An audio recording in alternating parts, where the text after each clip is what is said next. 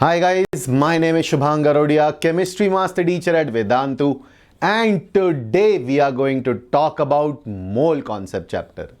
One of the most dreaded chapters.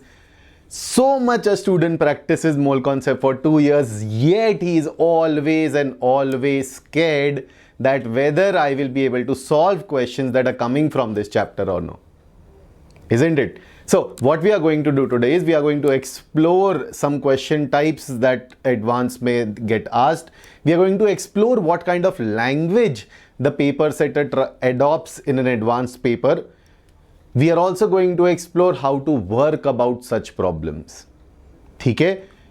At the same time, we also need to understand that mole concept may we deal with reactions. In general, the question paper does not tell us the reaction, and that is where we get worried a lot, isn't it? We get worried a lot in 11th standard about it, but then when we come to 12th standard, when we learn so much of inorganic chemistry, these small mole concept wale reaction become very obvious, become very trivial. So always remember, mole concept ke questions mein, it will be very important that you're able to write the correct reaction. Theek? So let's try and explore questions of mole concept now. Let's go ahead. So this is our very first question. The question says a sample of clay contains 50% silica, 10% water. Okay. The sample is partially dried, by which it loses 8 gram of water. Partially dried is the important point here, guys. It is not completely dried, it is, hold on.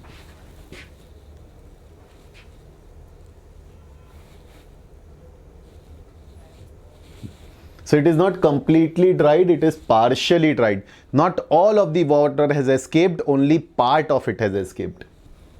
Then it has lost 8 gram of water due to drying. Okay. Next set of information. If the percentage of silica in the partially dried clay is 52%, what is the percentage water in the partially dried clay? So let's try to decode this theory. Always understand that in mole concept questions, punctuation marks are very important. Where does a sentence start? Where does a sentence end? Just like in 10th standard, 9th standard, we used to solve word problems. Exactly same way we have to decode information from here, keeping into account that this is essentially a word problem. Let's start. We have a sample of clay. Okay. He doesn't tell me how much clay ka weight do I have. So let's take a general case. I have clay as W gram. Then it contains 50% silica. So in this clay, how much silica or SiO2 do I have? I have 50% of this. That means 0.5 gram, 0.5 W gram. How much water is present? 10% of this sample. That means 0.1 W gram. So this is what is present initially. This is what is given to us, that the clay contains this much silica, this much water. What is given next in the question? We dry this, we heat this. Will the total amount of clay remain the same? What happens on heating? What happens on drying? Water vapor escapes. So will the total amount of clay remain the same? Will W gram remain W gram? No. Will the amount of water remain the same? No, because drying will lead to water vapor evaporation. Will the amount of silica remain the same? Yes. The amount of silica will definitely remain the same because nothing happens to silica on drying. So SiO2 ka weight, that was 0.5 W gram, remains the same. And if you notice, it is given that in the partially dried clay, your silica is 52%. That means this value is 52% of the weight of clay, of the weight of partially dried clay. So let me write that clay dash. How much water is present after drying? It has lost 8 gram of water. So initially we had 0.1 W gram water. After drying, it lost 8 gram of water. So this becomes the amount of water present. So from the question, we were able to decode two sets of information. Let me recap what we have done till now. In the first set, we gained information about the given clay sample, that it contains 10% water, 50% silica. So we said, let's assume clay is W gram, and we found out how much silica is present by weight, how much water is present by weight. Then the question says sample is dried. So on heating, silica mass remains the same, water evaporates away. Question says we lost 8 gram of water. We knew how much water was present initially. We lost 8 grams, so we now know how much water is present. Silica weight remains the same, and percentage of silica in the dried sample is given to us as 52. Now we have to think, how do we find the value for W? What percentage of water is present in partially dried? Yeah. So we basically need to try and find the value for W. Let's think how we can use the information. We know the weight of silica, we know the weight of water, so we know the weight of dried clay, right? Partially dried clay. What's the weight of partially dried clay? That's the weight of silica, 0.5 W plus this value, water ka weight, 0.1 W minus 8. So that's equal to 0.6 W minus 8. This is your weight of dried sample. Now guys, please notice, I'll take it on the next slide. So what did we get? We get dried clay ka sample ka weight as 0.6 W minus 8 gram. We got weight of silica as 0.5 gram, 0.5 W gram. And we said the weight of silica with respect to the weight of dried clay is how much? The weight of silica with respect to the dried clay is 52%. Got it? So from here we start solving. Here onwards it's just plain simple mathematics. You start rearranging terms together. Leave this on one side, 0.5 W upon 0.6 W minus 8. Take this on the other, equal to 52 by 100. Rest is just simple mathematics, guys. Cross multiply, you get 50 W. 52 into 0.6 W. 0.6 you can write as 6 by 10 minus 52 into 8. Once you solve this, what do you get? You get the value for W. Now, what we have to find? We have to find percentage of water in the partially dried sample. So percentage of water in the partially dried sample is equal to weight of water in your sample. Weight of water in the dried sample was this. What is the weight of partially dried clay? That's 0.6 W minus 8 into 100. So from the data given of original clay, dried clay, we find out the value for W. And then the question says, find the percentage of water in the dried sample. So that's weight of water upon the total weight of dried clay into 100. Very small length ka question, not a lengthy question stem wise or the question length wise. But it has its own challenges associated with it. Once you decode the information, yet you can get stuck how to go ahead. So the key here is that silica, nothing happens to silica when you dry the sample. The weight of silica remains the same. What is going to be the answer of this question? We are going to get the answer as 6.4% water present in your semi-dried clay. Interesting question, isn't it? All the points that are necessary for being, for cracking the advanced exam. One, ability to decode information, the first part. Second, ability to break down the problem. How do we go ahead? Creating a path for solving the problem. That is where the 52% of silica came into picture. Once you have broken down the problem, once you have solved the problem, that is the weight value, then you have to convert it into a desirable outcome, into what is asked by the question paper setter. So all the 3 points beautifully covered in this question. Such kind of questions, such way of asking questions is very common in JEE Advanced. Let's go ahead to our next one. Go through the question. It's an interesting one. People get hugely scared the moment they say ppm or ppb in the question. I'll give you some very simple, very easy ways to maneuver with ppm and ppb in questions. The question says mercury content on a stream of water was believed to be above the minimum safe value. What is the minimum safe value of mercury in water? That's 1 ppb, 1 parts per billion. It was analyzed that the water actually contains 1.68 parts per billion. So how much mercury atoms are present in 15 liter of a given water sample? Let's read the question again. The question says there is mercury present in water sample. Allowable limit in water sample is 1 ppb. Actually it is present as 1.68 ppb. Then he says how much amount of mercury atoms are present in 15 liter of such a water sample, and density is data given to us. If you think very carefully, this safe limit etc. is not necessary at all, is not needed to solve the question. This is just given here to trip you, to confuse you, to make you lose time, to think what to do with this. Nothing.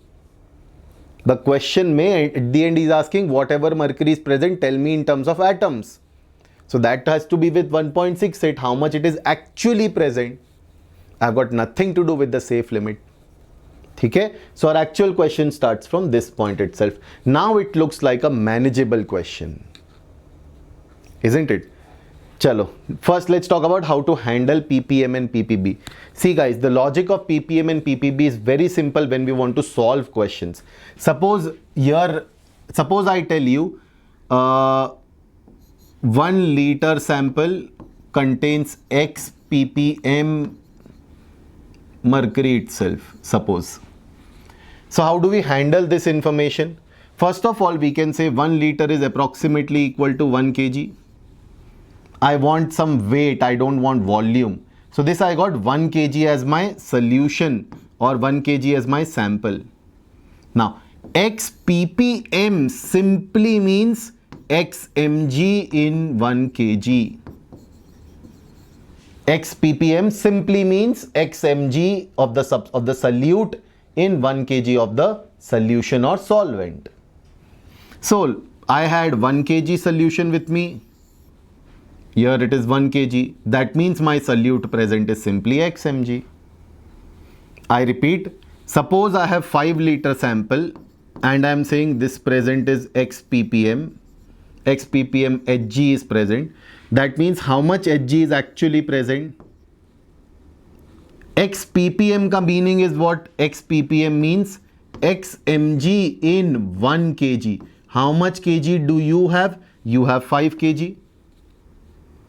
So how much mercury will be present? X was in 1 kg. So 5x mg milligram will be present in 5 liter sample. That's it. This is how we handle ppm when we have to solve questions. Is this much understood? Chalo, let's go ahead. Just give me 1 second, guys.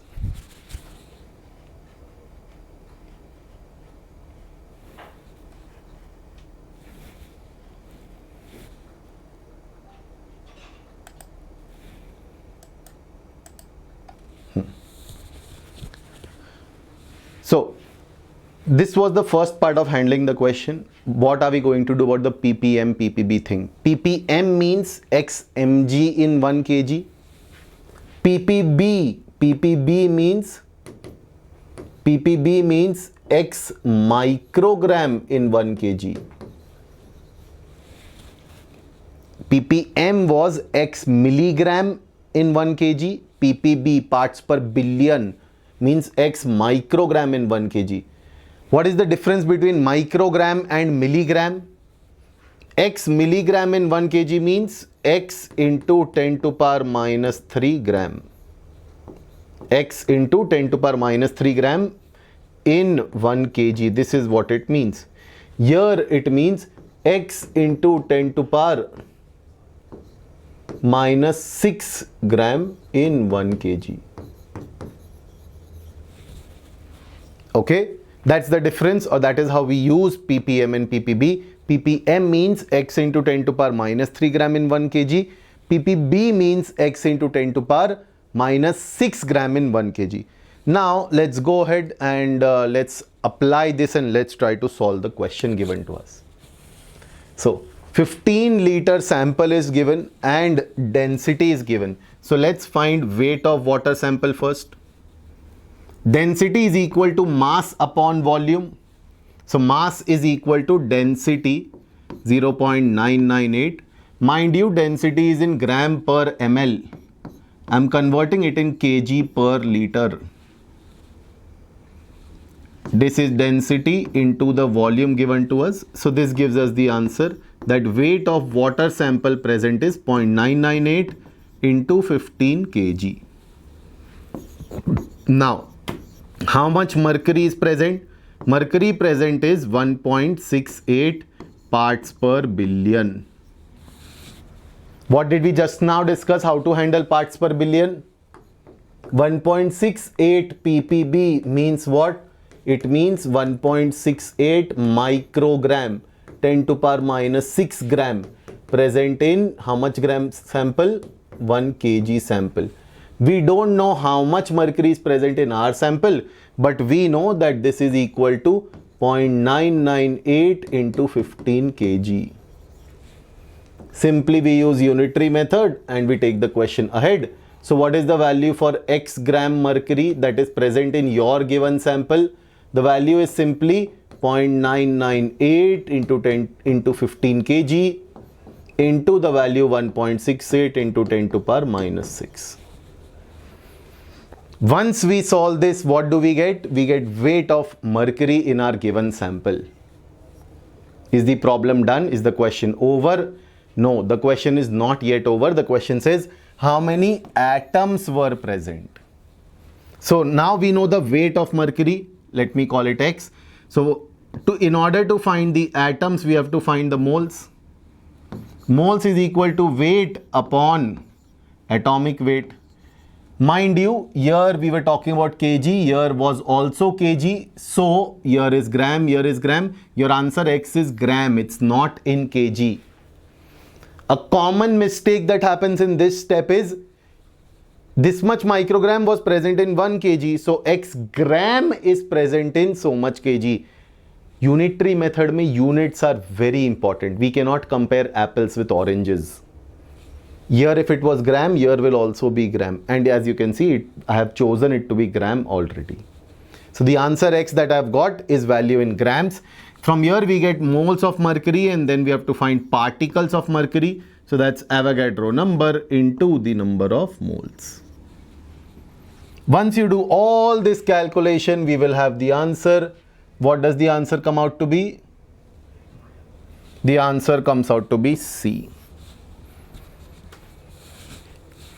Slightly calculation intensive question, yes, but it beautifully makes you understand the concept of parts per million, parts per billion. The idea of part per million, part per billion is very simple. Part per million 10 to power 6, part per billion 10 to power 9. But that's confusing to use, so what's better or what's preferred that we use x mg in 1 kg for ppm and x microgram in 1 kg for ppb. After that, we simply go for unitary method as we did in this question. ठीक है बच्चों? Let's go ahead. Read the question, please. A lengthy question. Always keep in mind, the lengthier the question, the easier it is to solve, because then too much information is given to you in the question already. Rather, when you have short questions, one-liner, two-liner, they are extremely challenging to solve, because then you need to know the information that is being asked. Let's go ahead. We have sodium bicarbonate. He says it can be purified by dissolving it in hot water. Then we filter to remove impurities. First let's read, then we'll write it down. We want to purify sodium bicarbonate. How do we do it? We dissolve it in hot water, then we filter to remove the impurities. So you now have solution which has sodium bicarbonate in it. We then cool it to 0 degrees Celsius. Why? To precipitate. So we conduct crystallization reaction at 0 degrees Celsius. Okay.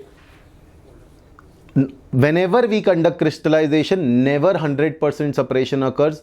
Not all sodium bicarbonate that has dissolved will go to the solid precipitate again. So that is what is also happening here. And then filtering to remove the solid, leaving soluble impurities in the solution. Any sodium bicarbonate that remains in the solution will be not recovered. Let me try and make you understand what is happening in this much part. So this is a standard way of purifying substances via crystallization. So what do? I have an impure sodium bicarbonate sample. Okay? I have an impure sodium bicarbonate sample. I first dissolve it in hot water. Why are we dissolving it in hot water? The solubility at hot conditions is higher. So I am making a saturated solution at higher conditions. Chalo, even if we are not making a saturated condition, we are dissolving given amount in hot water. So sodium bicarbonate dissolves, yes, and there will be some soluble and insoluble impurity. So insoluble impurity precipitates away. Now what do? We take this soluble sodium bicarbonate and we cool it. When you are cooling it down, some amount of sodium carbonate will precipitate away and some amount of sodium carbonate will remain in the solution. This is happening because we did not take saturated solution. Okay? This is happening because we did not take saturated solution. Even if we took saturated solution, higher temperature pe solubility is more, lower temperature pe solubility is less. We cannot expect 100% crystallization. Okay? In this way, when you are taking non-saturated solution, the problem is even higher of not 100% crystallization. Let's try and see what is happening here. So we understood what's happening in the question. I'm losing out something. I'm recovering only a part of it. Now he says solubility of sodium carbonate in hot water is 164. That means if I take 1 liter sample and I saturate it with sodium bicarbonate, we will have 164 gram dissolved in it. In cold water, the solubility is 69 gram per liter. That means if you have 1 liter cold water, only 69 gram of sodium bicarbonate can dissolve in it. What's the percentage yield of sodium bicarbonate when purified using such a method? So let's take 1 liter of the sample. Okay? Question solving here is very simple. So if you have understood, in the beginning he did not talk about saturation, but then towards the end he gave a data of saturation or a saturated solution because he is talking about solubility. That means we have to assume that everywhere in the question we are talking about saturated solution at equilibrium. Now, when you have hot water, let me take 1 liter hot water. When I have 1 liter hot water, how much sodium bicarbonate can I dissolve in it? I can dissolve 164 gram of sodium bicarbonate in it. This same hot water, when I cool it down, it will convert to 1 liter cold water. Now, how much sodium bicarbonate can be present in this solution? How much sodium bicarbonate will be present in the solution? That will be 69 gram. This will be dissolved, right? Because this is the solubility value. This is the amount of sodium bicarbonate that you dissolved in the beginning, 164 gram. This is the amount of sodium bicarbonate that will remain soluble in the end. So how much amount of sodium bicarbonate were you able to precipitate? We were able to precipitate 164 minus 69 gram. That's it. Job done.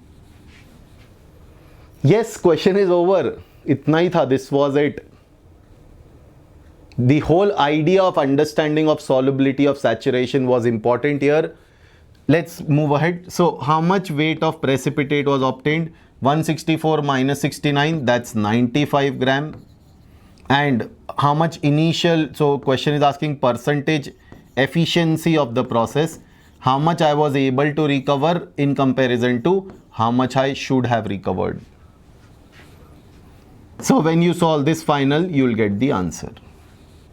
There's one very big trap in this question. What's the trap? You misread this value. You don't understand its meaning completely. You simply use 69 here instead of 95. 69 is the solubility given at 0 degrees Celsius. That means when I have cooled the sample down, the water will still contain 69 gram of sodium bicarbonate at its saturation conditions. So whatever is the difference between initially present and finally soluble will be precipitated. Interesting question, isn't it? And a very small solution.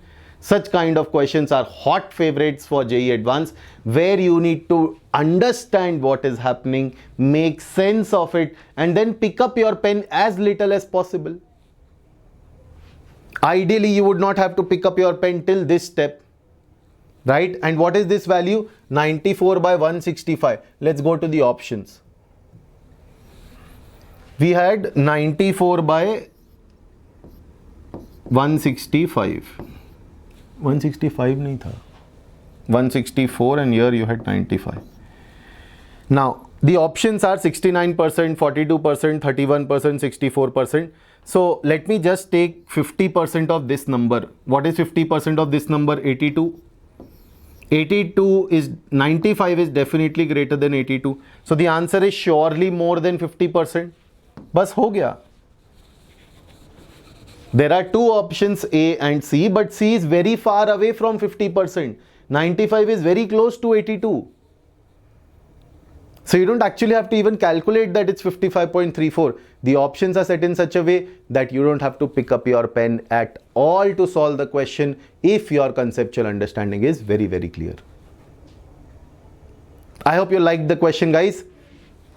If yes, hit like and please recommend the video to more of your friends so that they can also improve their mole concept solving skills. Chalo, let's go ahead. Next one.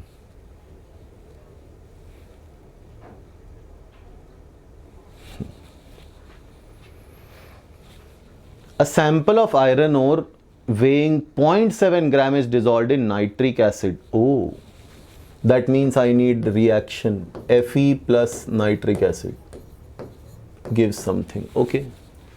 Then the solution is diluted with water followed with sufficient concentrated ammonia. Matlab something happened to iron. I don't know. Fe2 plus or Fe3 plus acid ke saath it would have reacted. And then he says I reacted with enough ammonia to get what? To get FeOH thrice. That means I need to know this reaction. I need to know this reaction. Cool. Then he says FeOH thrice precipitated is further heated, dried, ignited to get Fe2O3 out of it. That means I need to know this balanced reaction. If the mass of ignited and dried precipitate, which is this, given as 0.541 gram, original ore sample was 0.6. Let's say this is X gram. What is the mass of iron present in the original sample? Looks like a crazy complicated question, full of inorganic. The question says I have an impure ore sample. The ore sample ka weight is 0.7 gram, but not all of it contains iron, right? Otherwise the option will contain 100%. So we have the iron part in the ore that dissolves in nitric acid, converts into Fe2 plus Fe3 plus, I don't know as of now. Then we react it with ammonia to give FeOH thrice. FeOH thrice ko heat, dry and ignite to get Fe2O3. Finally he tells us the weight of Fe2O3 is so much. Find the amount of iron in the sample. So one way of solving this question is, guys, we find reaction 1, we find reaction 2, we find reaction 3, and then use balanced reaction to solve it. I'm sure it is going to be very lengthy. and finding out 3 reactions, writing them, balancing them is going to take a lot of time. You will make a lot of mistakes. In such questions where one thing is converted to another, another thing is converted to another, and so on and so forth, we should try and use the logic of principle of atomic conservation, POAC. Principle of atomic conservation. It means what? That atoms cannot be created or destroyed. They can only be converted from one form to another. That's it. So if you notice carefully, whatever iron was present in your original ore, iron is not going anywhere. All iron is coming in my final Fe2O3. All the iron that was present in your original ore sample changed its form, but it did not get lost anywhere. All of it has come into final Fe2O3. So we can say that weight of Fe in the ore in the original sample will be equal to weight of Fe in Fe2O3. Principle of atomic conservation means atom of iron are balanced or constant. That means the weight of iron or the moles of iron is also constant. How much weight of iron was present in the ore? We said X gram is present, isn't it? So X equal to weight of iron in Fe2O3. So we know the weight of Fe2O3. We find its moles of Fe2O3. Fe2O3 का moles find करने के लिए we'll have to find its molecular weight. So that's this. So these are the moles of Fe2O3. Each Fe2O3 contains 2 iron atom. These are the moles of iron atom. And this is therefore the weight of iron atom. I repeat, Fe2O3 का weight was given as 0.541 gram. So weight upon molecular weight of Fe2O3, molecular weight of Fe2O3 is 2 times iron plus 3 times oxygen. This is the moles of Fe2O3. Each Fe2O3 contains 2 iron atoms. So this becomes the mole of iron. Multiplied by the molecular weight or atomic weight of iron, you get the total weight of iron atoms present in the final sample. X was how much iron was present in the initial sample. Find the value for X. The answer that you are looking for is X by 0.7 into 100. Okay? Calculation is a bit difficult in the last step, but again if you notice the 4 options are very far away from each other. So approximation will work. You can definitely get rid of this 1. 0.541 ki jagah you can write 0.54. Try to simplify denominator. You should be able to cancel out things in these and then multiply 0.54 in the last step. Quite frankly, you don't even have to multiply 0.54 anywhere. Think 0.54 is roughly half. The options are very far away from each other. So just approximate this value as half. Approximate the numerator here as half. Find out denominator, multiply, do simple easy calculation, match the answer. The values are far away from each other. Got it? Overall, a very complicated question to solve because you'll have to write and balance 3 reactions separately. All the 3 reactions are covered in inorganic chemistry. It's not that it's not covered. But the shorter way or the easier way is to use POAC and claim that all iron is going from reactant to final product. So the weight of iron in reactant is equal to weight of iron in product. Got it? Now, can I write the first reaction? Ideally, we could write the reaction if the question had mentioned dilute nitric acid or concentrated nitric acid. Because if you remember, in concentrated nitric acid, the product is NO2. In dilute nitric acid, the product could be NO or N2O depending on the amount of dilution done. So writing the reaction is another challenge in this question. Theek? Overall, a good question, guys. I hope you enjoyed the question. I hope you understood the crux. It is very important to stare at the question, to make a flowchart out of this and then understand what is happening. Don't just directly jump into the question. Chalo, next. Oops.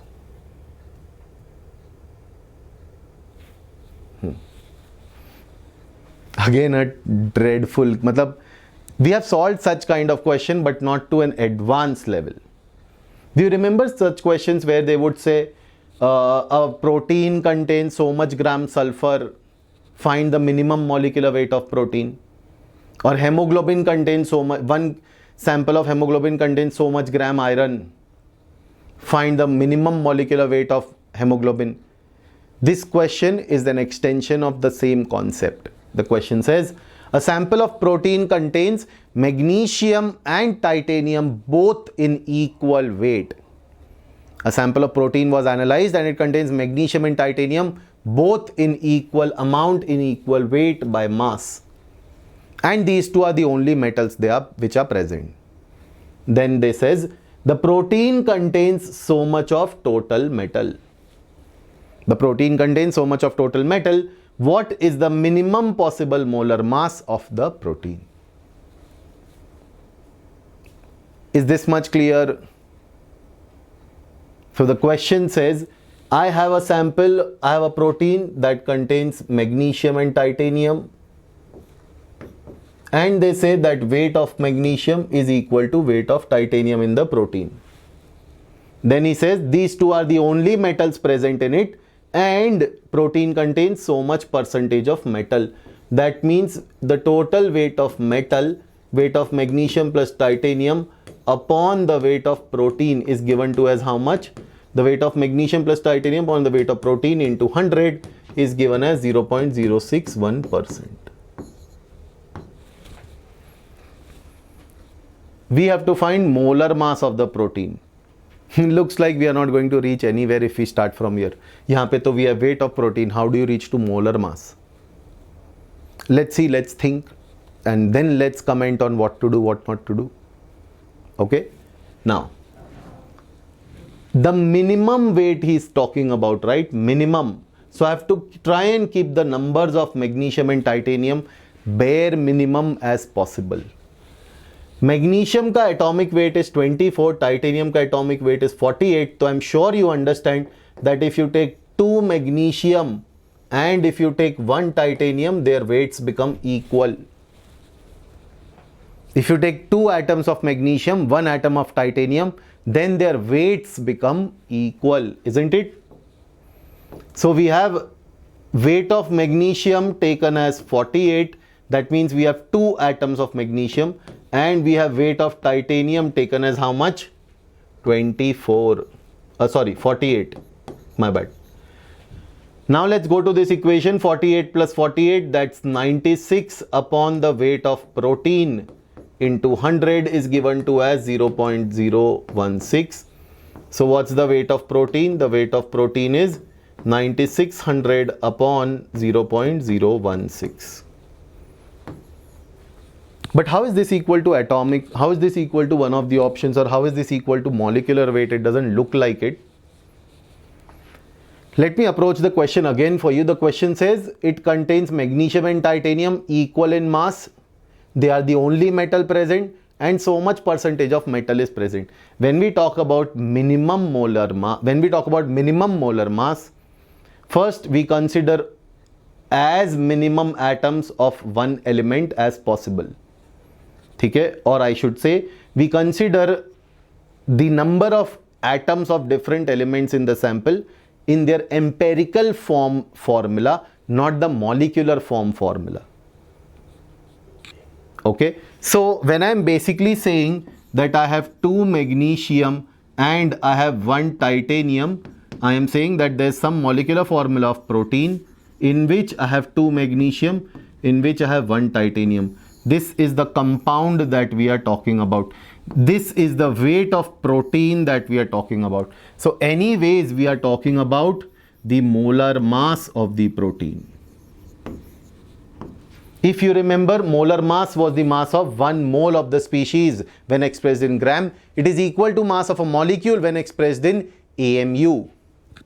So I am saying that when we say 2 magnesium and 1 titanium are present, and we went ahead and with this calculation, we are automatically claiming that weight of protein is equal to molecular weight, because we are talking about 1 such molecule or 1 mole of this species only. Got it? So very interesting application, very high, very high to nahi, but a decent high level application of the concept that when we talk about minimum molar mass, we talk about empirical formula, empirical molar mass and not molecular molar mass. I'll leave this slide for a minute for you to analyze and think about it.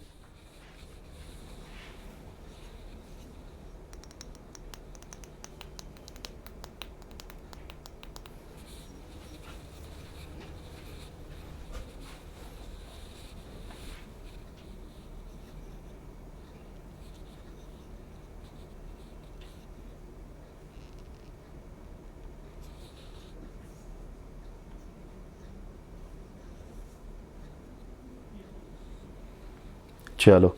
I hope you have understood what is happening in the question, guys. JEE Advanced always looks for students or champions, I would say, who have great application skills.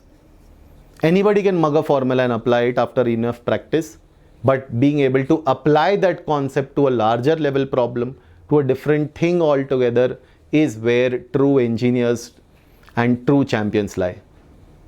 ठीक? So I hope this session as it is going ahead is helping you develop your aptitude, develop your thinking skills, develop your abilities.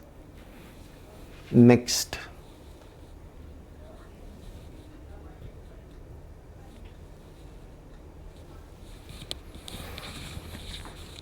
This is a difficult question. This is a lengthy question.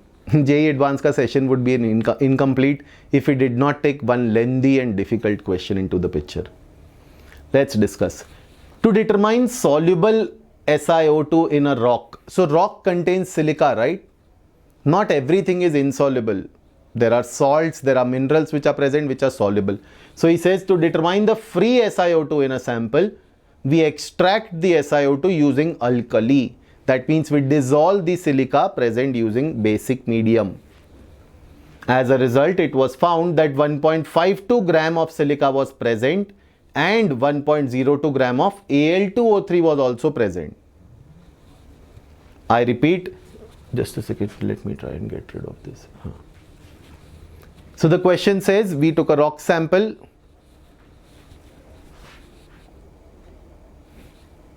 One second, guys.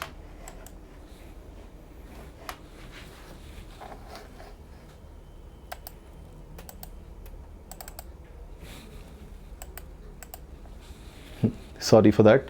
So the question says we have a rock sample, we dissolve it in basic medium, okay, and then we analyze the sample for how much silica is present in it, how much silica is dissolved in it. On analysis, it was found that the rock sample contains, rock sample contains 1.52% silica. When you do basic medium extraction, Al2O3 also goes to the solution and we get 1.02% of Al2O3 in it also. Okay. Considering that apart from the free SiO2, the extract also contains the silica that has passed from kaolin clay. The percentage of free SiO2 is cool. So what is happening? The problem here is our rock sample contains some soluble silica. I want to analyze only this soluble silica. But my rock sample also contains some clay, kaolin. This clay has SiO2, this clay has Al2O3. That means when we are conducting basic medium extraction, we are dissolving it in OH minus, I will get silicate formed, but this silicate will comprise of two sources. This will contain silica from the rock and this contains silica from kaolin as well. I want to approximate only this. The value, let me not write it as silicate.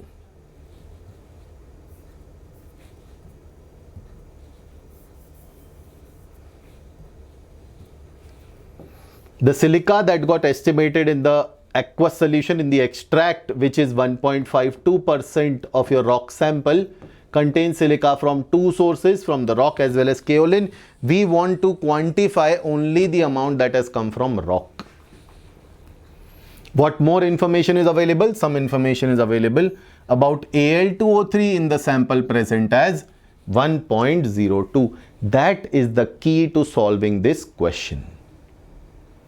Okay? To have more space, moving it on the next slide. Okay, let's start from the question. Let's start from weight of rock. To simplify calculations, to make things easier, let's take weight of rock as 100 gram. No, let's stick to W gram. Now, we know that the amount of Al2O3 that I got in the extract which was present in the rock is 1.02%. So what is the weight of Al2O3? That's 1.02% of W. This is the weight of Al2O3. If you notice, there is a relationship between the moles of Al2O3 and SiO2 inside kaolin. When you have 2 moles of SiO2, you have 1 mole of Al2O3 in kaolin. That means they are present in 2:1 ratio. Moles of SiO2 from kaolin upon moles of Al2O3 from kaolin is equal to what? Is equal to 2:1. So therefore, I can find the moles of SiO2 from where? From kaolin. Let me call that dash. So this is equal to 2 times the moles of Al2O3. Moles of Al2O3 will be the weight of Al2O3. That's 1.02 upon 100 into W. This is the weight of Al2O3 divided by its molecular weight. So 27 into 2 plus 48. That's 16 into 3. So this tells us the moles of SiO2 coming from kaolin only. Let's calculate it into the weight of SiO2. The weight of SiO2 will be the moles of SiO2 into the molecular weight of SiO2. That's 28 plus 32. Is the job done? Can I use this directly? No. This is just one part. Now I have to convert it into desirable form. Let's go back here. What's the total weight of SiO2 present in your sample? The total weight of SiO2 present in your sample is 1.52%. So that's 1.52% of W. This was SiO2 coming from kaolin. This is the total SiO2. So now we get finally weight of SiO2 that was present as soluble in it. Wt minus W dash. Kiska? SiO2 obviously. So from here we get the soluble amount of SiO2 ka weight, guys. We know we started off with the rock as W gram. Once you divide it by W, then you get the answer. Overall, a difficult question. I'll explain the question again. We have a rock sample. We want to estimate how much free SiO2, soluble SiO2 is present in the rock sample. But there's a problem. Rock is contaminated with kaolin. So some SiO2, the SiO2 of kaolin is soluble in nature in a basic solution. So that SiO2 also dissolves along with the Al2O3 of kaolin. So 2 mole of SiO2 when it comes from kaolin, it brings in 1 mole of Al2O3, or the ratio is 2:1. So we started off by trying to estimate the weight of Al2O3 in kaolin. Then we went ahead and estimated the weight of silica coming from kaolin. We said we know the total weight of silica present in the rock sample plus kaolin when you dissolved it in water. Sorry, when you dissolved it in basic medium. We subtracted them to get the weight of soluble silica that was from rock only and not kaolin. Slightly difficult in calculation, but not so much. Overall, a very interesting question to solve. What's the answer, you say? The answer here comes out as B, 0.32%. So out of the 1.52% that you detected, only 0.32 is coming from rock, rest all is coming from kaolin only. Options are also fairly close, at least B and C is close, A and D are also close. So approximation will not work. We will have to solve it completely. No choice. Okay, guys? So These were some questions from mole concept. Okay, let's go ahead and let's look at one more last question.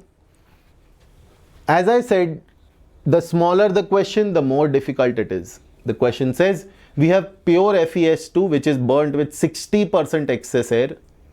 What is the nitrogen present by volume in the mixture after the reaction?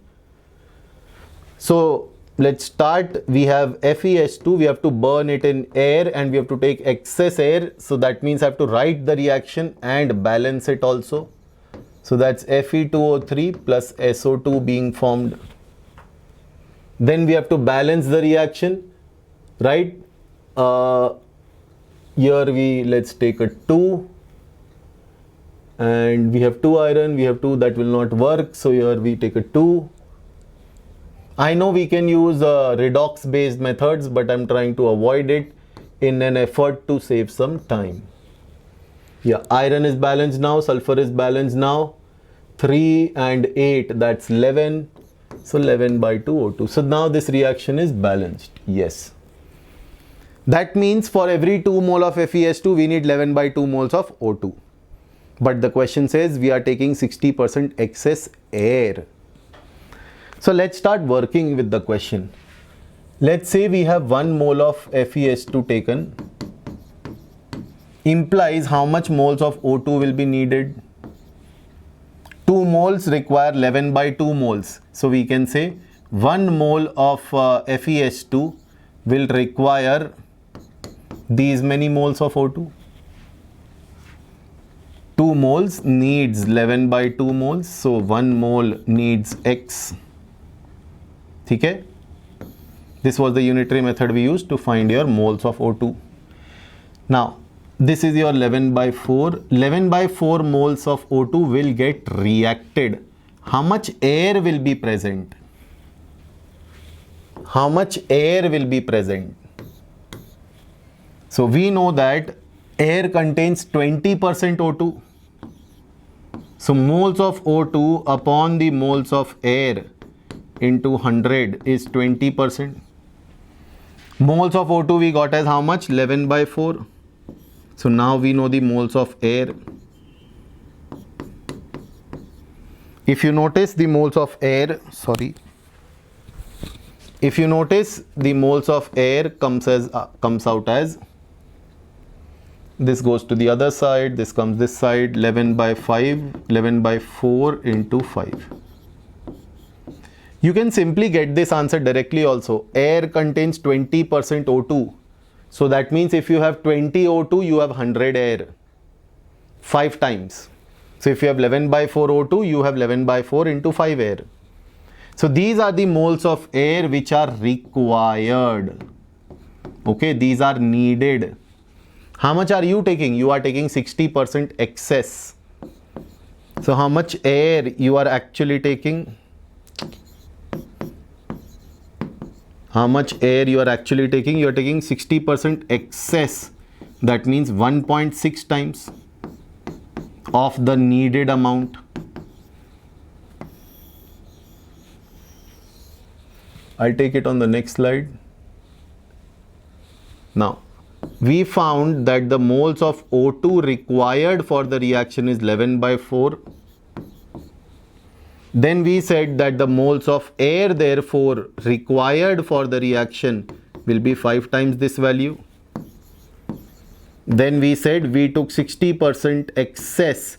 So how much moles of air you took? You took 1.6 times into what was required.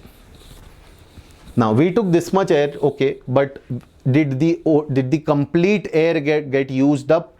No. N2 that was present in the air taken never reacted. N2 is 80% of the air taken. So N2 is this value, 11 by 4 into 5. This amount of N2 never reacted. This is always present, whether in the beginning, whether in the end. He says, find the percentage of N2 by volume after the reaction in the gas mixture. So after the reaction, we have many things as gas present. We have SO2 as gas present. We have O2 unreacted which is present, and we have N2. So moles of N2 we have found. Now let's find moles of O2 unreacted. Now these were the moles of O2 that reacted away. Okay? So from here I can find moles of O2 initially taken. How? 20% of air sample. 20% of air sample is initially taken. This is how much it reacted. So how much O2 left unreacted? Initially taken minus the final value 1.6, 11 by 4 into 5 minus what reacted away, 11 by 4. So now I know moles of O2 in the final gas mixture. I know moles of N2 in my final gas mixture. I don't know what moles of SO2. So for that, let's go back to our balanced reaction. Our balanced reaction says when 2 mole of FeS2 reacts, 4 mole of SO2 is formed. That means when 1 mole of this reacts, 2 mole SO2 is formed. Simple. So how much moles of SO2 you have in your final sample? How much moles of SO2 you have in your final sample? That's 2. So you have 3 things left in your final sample: N2, O2 and SO2. All 3 moles are known. We can find the percentage of nitrogen in the final sample. I'll explain the question again to you guys.